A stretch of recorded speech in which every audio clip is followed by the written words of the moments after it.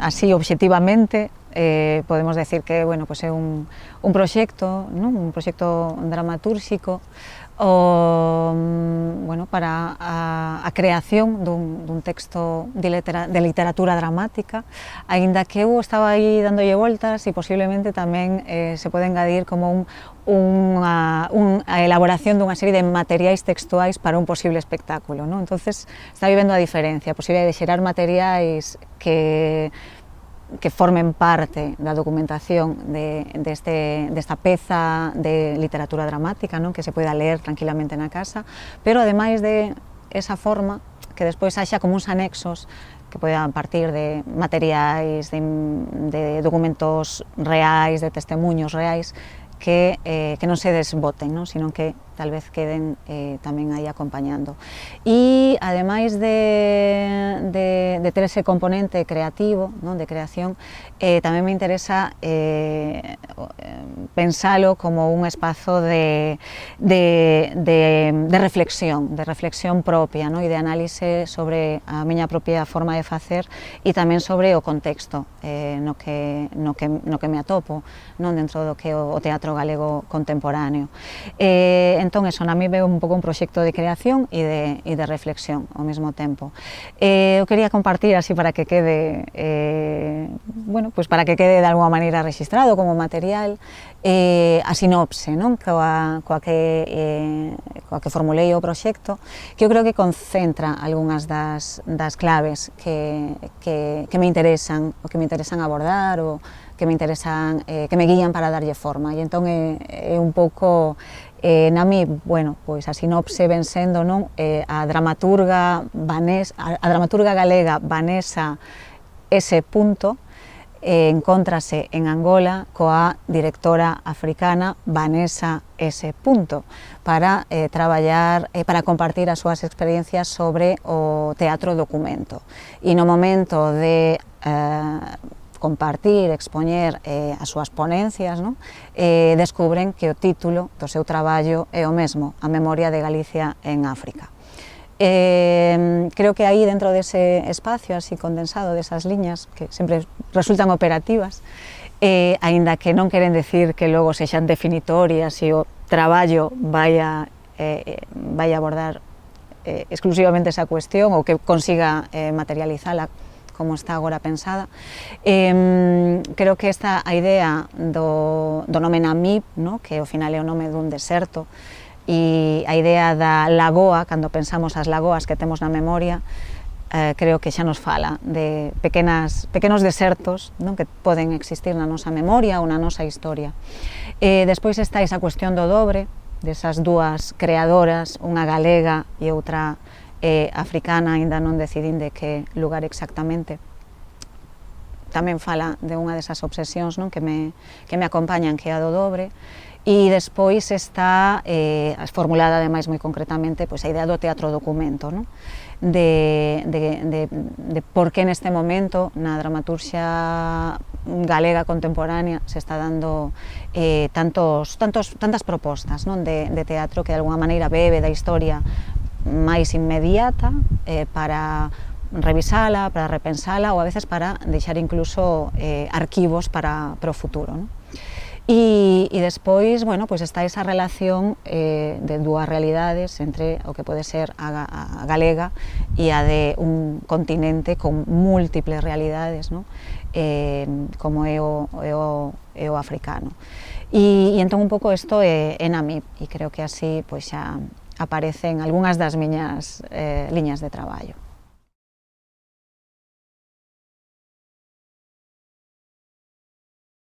Namib é o resultado dunha pequena viaxe ou unha gran viaxe da que agora estou así tomando un pouco de consciencia, non? Que a forma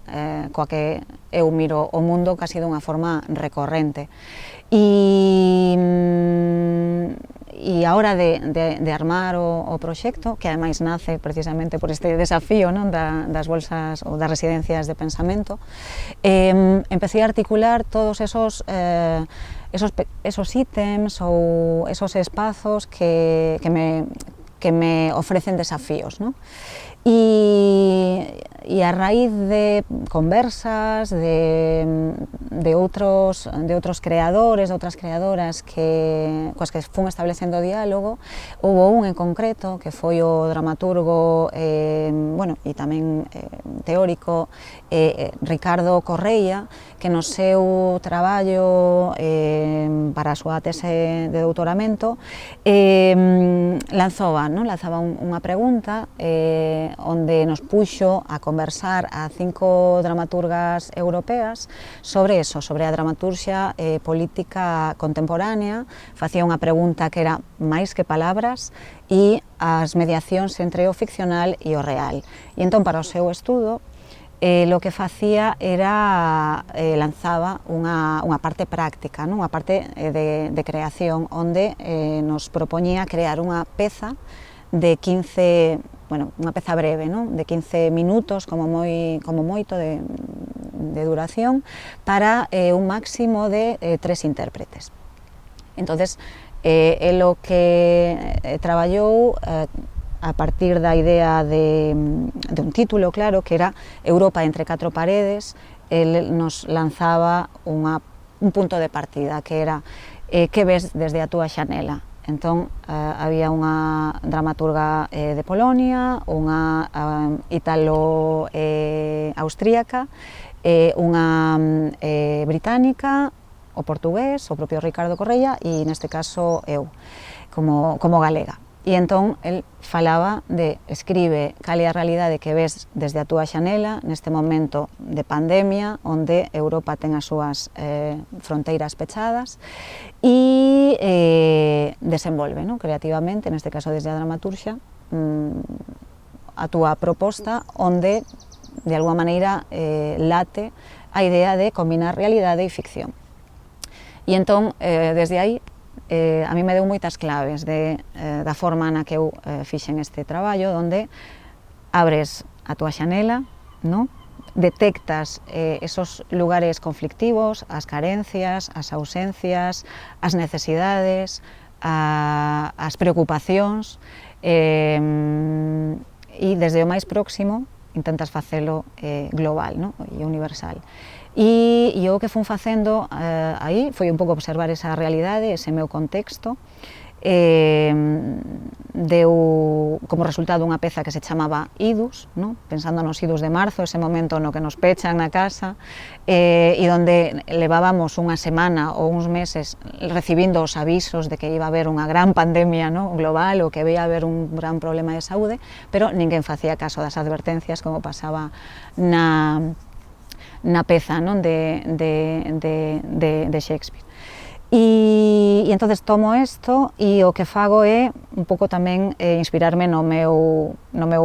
vecindario e tomo personaxes desa realidade para leválos a unha ficción. E dentro desa ficción, logo que acabo facendo é introducindo titulares e datando un pouco a evolución temporal dos feitos. E foi moi curioso pensar en como meses despois, cando xa mirábamos con distancia todo isto, parecía esas datas tan concretas parecían mentiras, parecía ficción. Entonces, esa importancia de ir registrando o presente e ter, neste caso, a creación dramatúrxica como tamén un lugar de arquivo.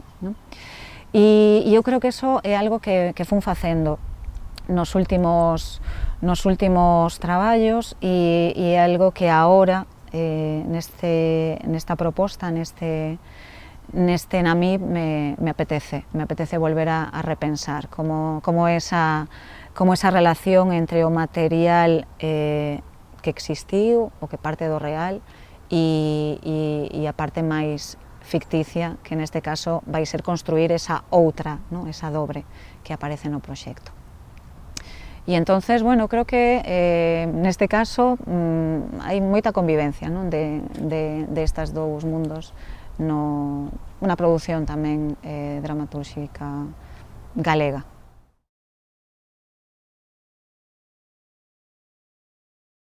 É unha deriva un pouco natural, que eu creo que ven influído precisamente por esta participación así consciente, non, no proxecto de Ricardo Correia, con quen ademais estou mantendo pois, unha relación creativa, non, e de pensamento así bastante habitual, bastante fluida, de alianzas, non, que se van tecendo, pero non nace de aí, dende logo, o sea, xa nace tamén de asistir tamén a outros proxectos que podo así ir nomeando, como poden ser pois tamén a portuguesa Joana Craveiro, unha antropóloga que dirixe que fundou o Teatro do Vestido e que eu me quedei absolutamente fascinada cando asistín ao seu espectáculo, estivo por aquí por Galicia, pequeno museo, pequeno museo de memorias esquecidas. Estou dicindo fatal o título, non é así. Un museo vivo de pequenas memorias esquecidas. Non sei como é, agora en este momento non lembro o traballo de Joana Craveiro, pero vamos, é un referente importantísimo que eu creo que das que insiren, non, no teatro precisamente a parte da historia contemporánea portuguesa. E hai outro traballo que logo puiden editar ou polo menos iniciar para dar a coñecemento dentro das publicacións que facían na propia revista, a Revista Galega de Teatro,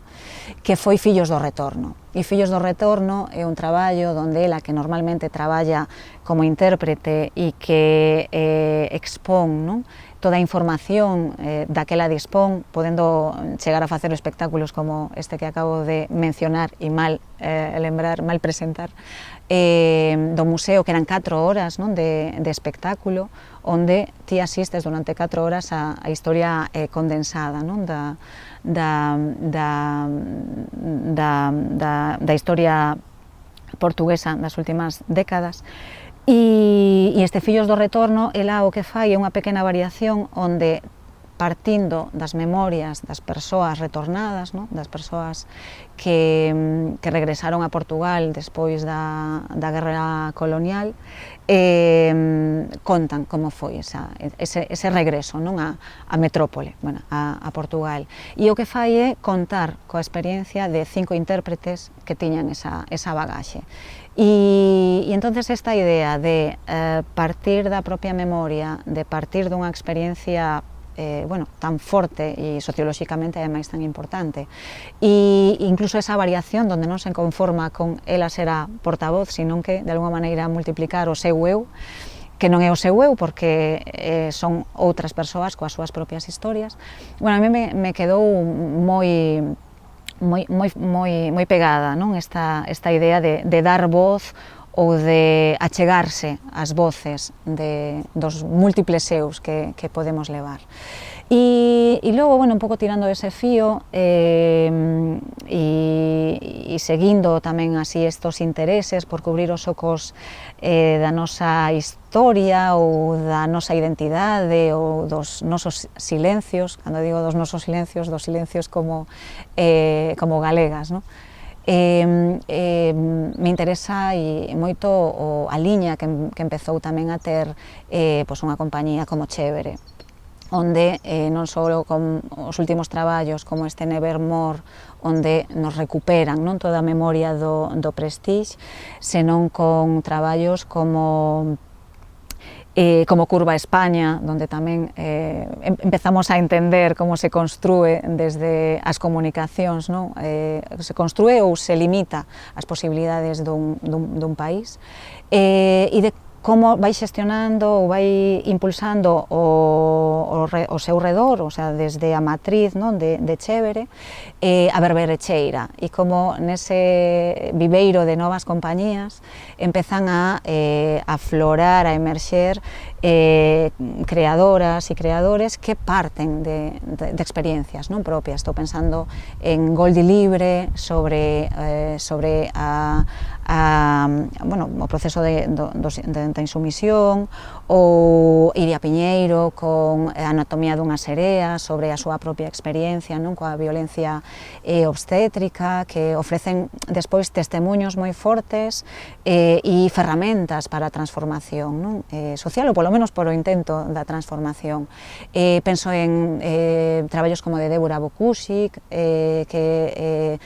toma tamén a súa biografía familiar e fala desa guerra da identidade, nos achega a realidade dos Balcáns, e de pensar como enchemos, non, os ocos que ás veces nos faltan, ou detectamos incluso os ocos que nos faltan a hora de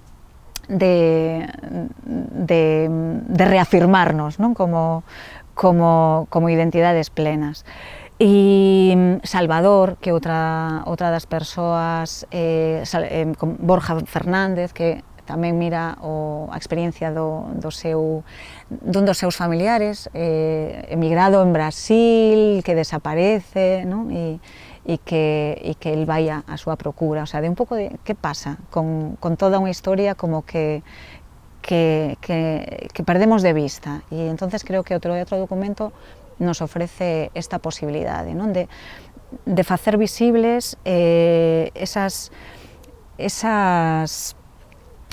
ocos, de facer visibles esos espacios perdidos que logo nos sirven de espello, non? E logo, que máis cousas? Tamén outro proxecto recente que tamén acaba, eu creo que impulsando ou potenciando este NAMIP, foi a Lúa vai encuberta, que a Lúa vai encuberta, despois de todo, parte da nosa escolla, das compañías Incendiaria, coa que eu traballo, e a Quinta do Cuadrante, de escoller un texto de Manuel María, escrito no 77, que é un dos pioneiros, non, do teatro documento en Galicia, o sea, coloca a forma de compoñer, a forma de crear do teatro documento, non, pensando así nos postulados de Peter Weiss, onde escolles subxectivamente fragmentos ou materiais da realidade, datos da realidade, feitos concretos da realidade, para construir un enfoque determinado, para ofrecer unha mirada crítica e para permitir pensar, non, sobre eso. E nos escollemos precisamente este texto porque nos interesaba, non, toda esta forma de construir e toda esta forma de, volvo á cuestión de meter a historia no teatro, o sea que o teatro nos sirve de ferramenta para pensar a nosa historia, pero ao final é pensar o noso presente e, despois de todo, pensar o futuro, non, que queremos construir. E hai moitísimos outros proxectos. Agora, recentemente, tamén se estreou O Péndulo, de Inversa Teatro, con dramaturxia de Ernesto Is e Marta Pérez, tamén sacando a historia do seu avó represaliado no franquismo. Agora tamén, bueno, que vai estar, no, dentro das bolsas dentro das residencias, Esther Carrodeguas con Iribarne. Entón, bueno, eu creo que hai así como unha necesidade de cubrir uns valeiros que, ademais, xa non son valeiros da historia, o sea, mirando para atrás, sino no noso propio presente, ¿no? A través dos medios de comunicación, a falta de información que temos, a necesidade de contrastar moitas veces datos que temos, creo que tamén responde, non, a esta necesidade de ofrecer materiais que resistan o tempo e que ofrezan o reflexo dunha actualidade que é esta, non? Para que teña consecuencias. Si todo o que se escribe ten consecuencias, bueno, pues que todo o que se escribe para teatro despois poda, ademais, seguir ecoando, non? Dar pistas, eu creo que para o presente, pero sobre todo para o futuro.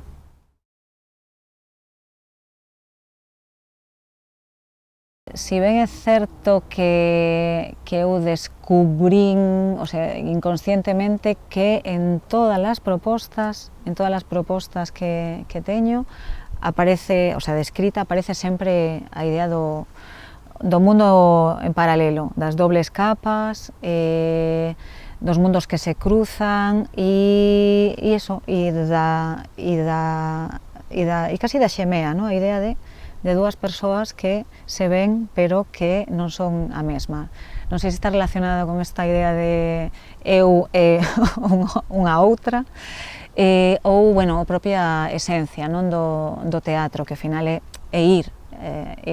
encontro, no? Ir ao encontro da outra persoa, descubrir esa outra que non és ti, pero que forma parte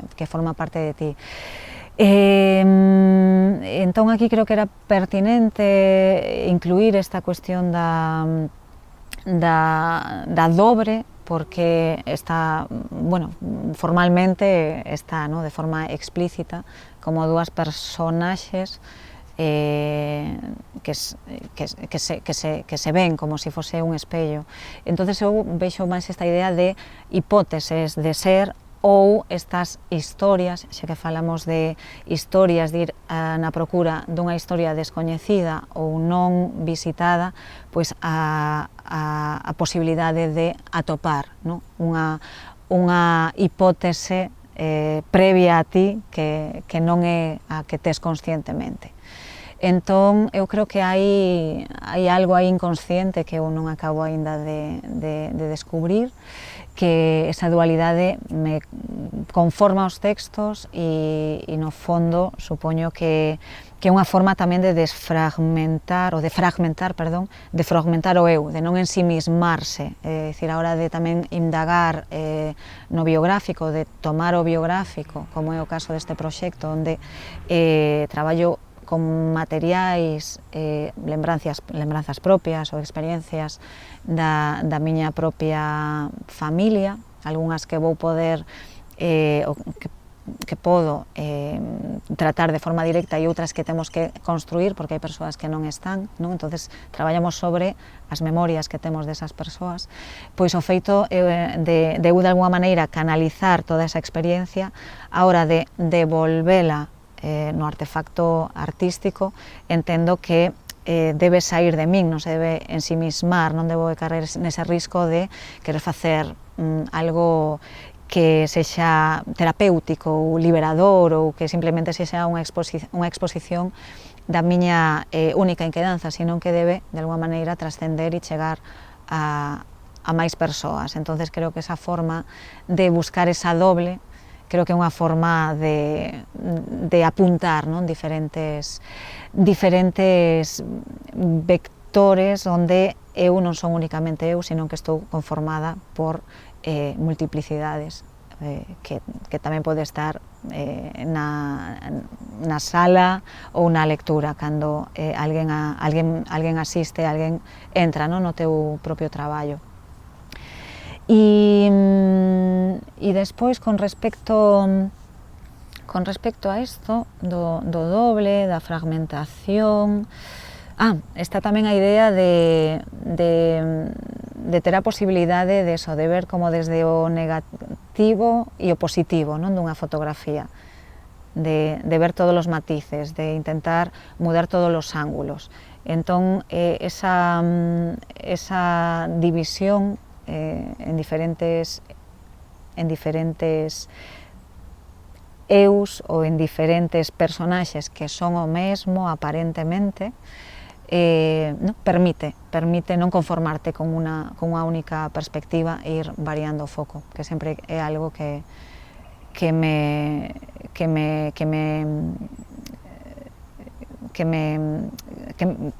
necesito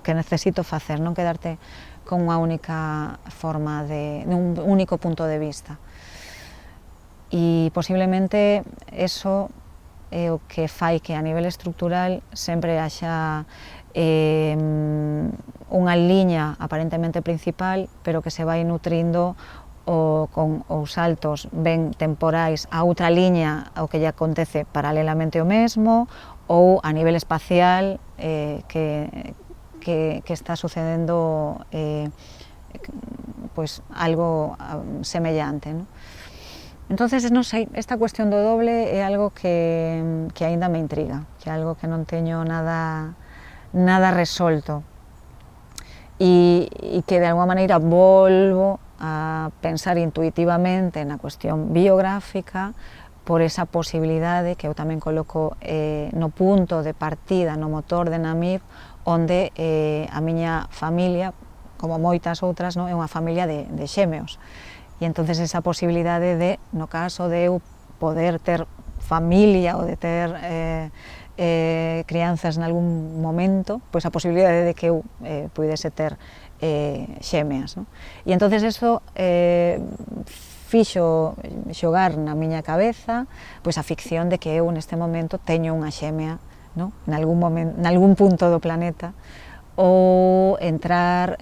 como se apunta tamén no proxecto, o pensar na idea de que eu tive unha xémea no momento da miña xestación, no momento da miña evolución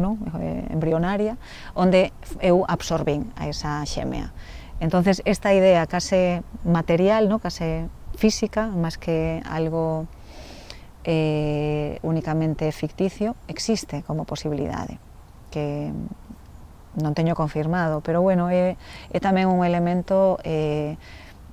que poéticamente pois me apetece tamén desenvolver e que nutre Namib e que nutre o que eu recoñezo en case a práctica totalidade dos meus textos anteriores.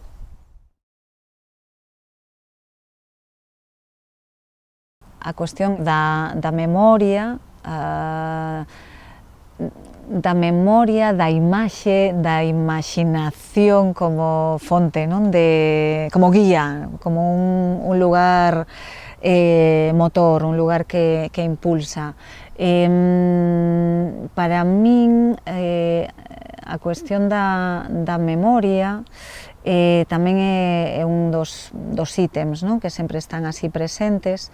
e que eu relaciono coa idea da imaxe persistente, esa imaxe que se manifesta, desa imaxe que non podes evitar pensar nela, esa imaxe que acaba ofrecendo un enigma e que persegues, o sea, que intuitivamente empezas a intentar entender, intentas a establecer camiños para atopar un sentido que ata ese momento pois está suspenso, entonces como vas construindo ao redor desa imaxe vías, pontes para acabar entendendo ou desvelando unha incógnita. E para min esa imaxe persistente, por iso tamén a importancia do propio proceso do testemuño, da conversa, de permitir falar, de abrirse a escoita, de intentar casi fagocitar todos os pequenos detalles, todos os documentos ao alcance e ir a procura de outros impensables, porque en calquera momento pode xurdir a pista a pista que te guía, que te revela, e de alguma maneira esta cousa da memoria, de como se vai fixando, de como na memoria unha palabra se pode transformar en imaxe persistente, de como unha música que alguén tararea nalgún momento da túa infancia, por exemplo, te pode conectar con algo que pode ser despois detonante. Bueno, neste caso, ese elemento de memoria para min é unha fotografía, que ademais de ser unha fotografía material, polo tanto unha imaxe material, unha imaxe física, se transforma en imaxe persistente, que a hora de construir e dar forma a Namib, para min fundía dous mundos, o sea, fundía dous posibles liñas paralelas que ao final veñen a dar ese doble do que falaba antes, que é unha fotografía que meu pai ten xunto con outros descoñecidos, compañeiros de traballo cando estaba embarcado en África, e o que eu lle pregunto de onde é esa foto, se é na illa da Toxa, e entonces el me di que no, que esa foto é en Windhoek, e entonces eu a imaxe de Windhoek, que non vira nunca, se me queda fixada na cabeza. E